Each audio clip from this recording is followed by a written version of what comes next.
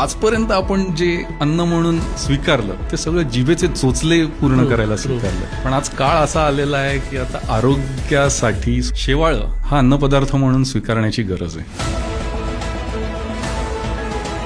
25 gram गाजरा एवढं vitamin A, 60 gram पालका एवढं आयर्न, एका अंड्या एवढे इसेन्शियल अमायनो ऍसिड्स आणि एका केळ्या एवढं मॅग्नेशियम, हे सगळं एकत्रितपणे त्या एका लाडूतून मिळतं. मुलींच्या मासिक पाळीच्या ज्या समस्या आहेत त्याच्यावर स्पिरुलिना किती फायदेशीर आहे? म्हणजे जवळपास एक अर्धी जुडी पालक रोज खाल्ल्या एवढं आयर्न 1 ग्रॅम स्पिरुलिनातून मिळतं. स्पिरुलिना घेण्याचे विशेष फायदे काय काय आहेत? ॲनिमिया, डायबिटीस, तुमचा वेट लॉस, कोलेस्ट्रॉल. चेन्नईला आजकाल अनेक हॉस्पिटल्समध्ये कॅन्सर पेशंट्सच्या डाएटमध्ये ऑफिशियली त्यांनी स्पिरुलिना इन्क्लूड केलेलं आहे. फायद्यांसोबत तोटेही येऊ शकतात अनेक औषधांचे. तर काय काय साईड इफेक्ट्स असू शकतात?